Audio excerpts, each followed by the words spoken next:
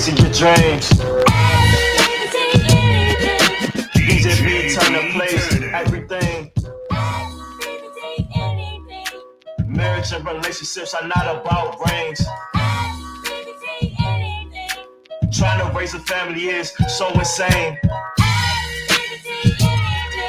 He tries to keep politics off the brain, but sending in the questions he might just scream. Business and entrepreneurship is his thing. There is society, then there is reality. That's my dad. That's my dad. Welcome. I am BBT. And you can ask me anything. Sorry, I was not on here last night. Got a little tired, but I'm going to try to double up and do 2 shows today. It's Friday, y'all. Friday. This has been a long week. I don't know about you, but it's been crazy long for me. It's been productive. It's been pretty good, but it's been long. And I'm just glad the weekend is here. No football games for my son. We get a chance to relax. I think my daughter wants to go horseback riding. So yeah. I'm super excited for the weekend and ready to get this show on the road. So I want to start off with some tweets. First tweet. Meta is the S&P 500's worst performer of 2022 as losses near 75%. Yeah, I'm not really feeling Meta. If you are a longtime Facebook user, it's almost like they've made that platform so difficult for businesses to be on. There's so many layers to the dashboard. I was locked out of an account for over 4 years. I couldn't get access to one of my accounts. I mean, they finally gave me access. I mean, at one point, I was sending them my ID, my passport to verify that was my account. No one would respond to me. I escalated it. It took forever for them to finally get around to allow me to get back into my account. In addition to that, just I don't know if it's somewhat of a conflict that of owning both Facebook, Instagram, and WhatsApp. It's just like Zuckerberg is doing too much, and I get it. I mean, the new generation of billionaires and founders, they want to own the world, and I'll talk about the other one soon. But yeah, I'm not feeling Meta, and obviously investors are not feeling them too. Next tweet. Jay-Z and Jeff Bezos are interested in buying the Washington Commanders, sources tell TMC Sports.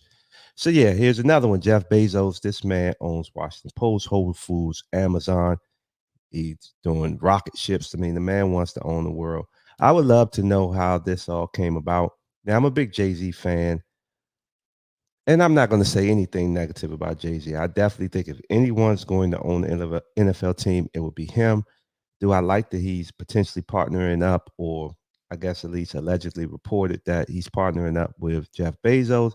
I'm not really a fan of that. Jeff Bezos don't need anything else, in my opinion. I mean, he already has a deal with Thursday Night Football through Amazon, showing it on Amazon Prime. So hopefully Jay-Z does come through and he becomes the owner of the Washington Commanders. I just wish he would go about it with another business partner. I would love to see a predominantly Black ownership group go out and own the Washington Commanders, because we do need a Black owner in the NFL. Anyway, next week, Boyce Watkins, PhD. I spoke to Kanye West for several hours this week. We agreed that Black people should educate our own children, create our own jobs, and support Black-owned businesses. If we do these things, we don't have to fold to anybody. It's time for us to play the game of Powernomics. If you know Dr. Claude Anderson, he wrote the book Powernomics. Definitely check it out. It's an amazing book. He talks about we need to buy from our own. We need to work with each other. We need to support one another. We need to barter with one another. And yes, I agree with that statement, Dr. Boyce. I agree with what Ye is saying. And the interesting thing about the part where he says, if we do these things, we don't have to fold to anybody. I keep talking about the fact that as long as we don't own the infrastructure, we're always at their mercy. We'll always have to play the game that they want us to play. until we take a step back and say we don't need you, it's going to continue to be a recurring cycle over and over again. Next tweet. Breaking. Kyrie Irving was suspended until he apologizes. No one has suffered in this country more than black people, and still they're trying to force black men to apologize for thinking and reading for themselves. I think that's pretty self-explanatory. I'm going to go in a little bit more detail about Kyrie's suspension in a second. Next tweet. Watching black people talk down on Kanye and Kyrie, but love Joe Biden is hilarious to me. Once again, I'm not political. I'm not political. I'm not political. With that being said, I'm no fan of President Joe. I'm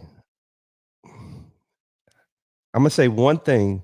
Please, like I said, do not try to make this a political thing, but I think Joe might go down as one of the worst presidents of all time. So, next tweet. How many current and former white NFL quarterbacks are out here condemning Brett Favre for stealing millions of dollars from black children in Mississippi? None. How many black former NBA players are blazing Kyrie Irving? Let's see. I done heard from Kareem Abdul-Jabbar. There has been Charles Barkley, Shaquille O'Neal, Amari Stoudemire. It's just insane. It's like instead of them at least trying to understand, hey, let me understand Kyrie's point of view and let me keep quiet about it. If I feel strongly, let me say it. Let me keep it to myself. But instead, you go on public TV and you make comments like you made, and I'll talk about that in a second. It's just sad, man. It's sad how, when we do get someone that speaks out and steps up, it's us that's usually the ones that take them down. So anyway, next tweet. Suspending Kyrie is anti-Semitic. That's pretty self-explanatory. Next tweet. The reason why Kyrie Irving is catching fire and no one else is because he's a black man. He's supposed to be a good slave and stay in his place. But Amazon CEO Andy Jassy is Jewish. They can promote anti-Semitism as long as they profit from it, racism and hypocrisy. Once again, it's just interesting the fact that this book or that's causing all this backlash is being sold on Amazon and no one is going after them or their CEO, Andy Jassy. But instead, you go to Kyrie because he posted on his social media. That is insane to me. So next week, Bishop Talbot Swan, Shaquille O'Neal, and Charles Barkley throwing Kyrie Irving under the bus. His classic stepping, fetch it. Yes, a boss. I can't even say that one word. Buck dancing. Massa Ernie must have been proud. I agree. Next week. So Shaq and Barkley called Kyrie Irving an idiot for posting the movie. So what did they call the owners of the streaming service that's playing the movie? Next week.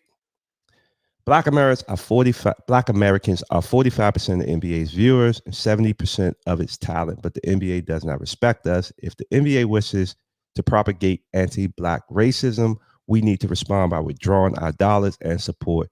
Boycott the NBA. I stand with Kyrie. It's simple. Don't watch it. This sounds good. We've obviously had situations where we could have banded together. Players could have not played. Fans could have stopped buying the merchandise, watching the games. But it's like, yeah, I feel strongly, but until you affect my entertainment, I'm not going to do it. I mean, we've had this with the NFL. It's, maybe this is different. I don't know. I've taken stances and stopped watching. I haven't been to a sporting event in forever. I don't buy any apparel. The only time I may watch is if I'm at a bar or a restaurant and I'm just killing time. I don't watch at home. I don't buy any packages. So I don't know if we're going to really do this. People need to do it. You see the hypocrisy, you see the BS, but if you still support it, are you part of the problem? I think so. So yeah, that's the tweets. That's the tweets for today.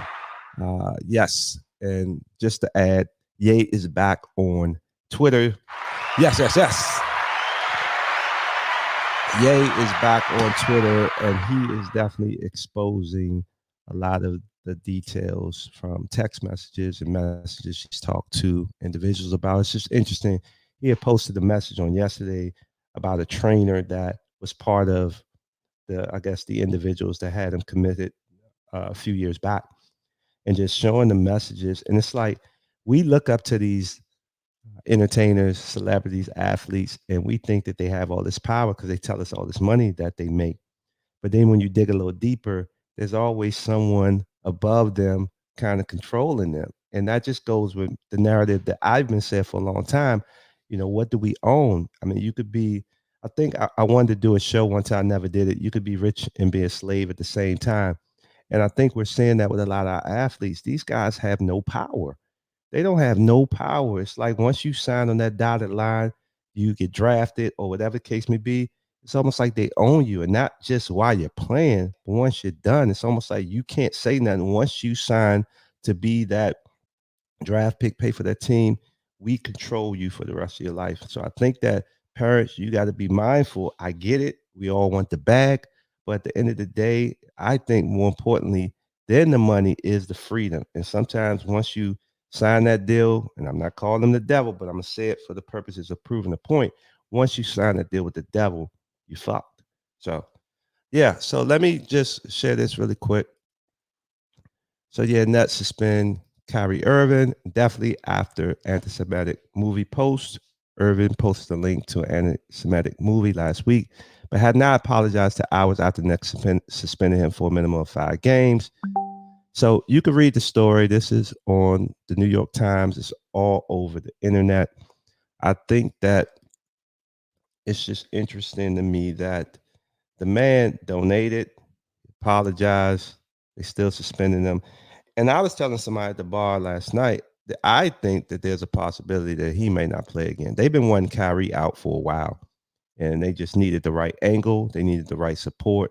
And I got a feeling they're going to try to make an example out of young Kyrie. I really do. But anyway, let me do this. I want to play this Jason Williams take, and then I'm gonna get up out of here. Hold on. Give me 1 second, y'all. Okay, here we go. Let me play this really quick. This is a quote, unequivocally say he has no anti-Semitic beliefs, end quote. With Kyrie later issuing an apology for his social media post last week about a book and movie that feature anti-Semitic tropes. Kyrie had refused to apologize during a post-practice media session earlier Thursday, and the Nets subsequently said Kyrie is, quote, currently unfit to be associated with the Brooklyn Nets. Here is some of what Kyrie had to say at the presser.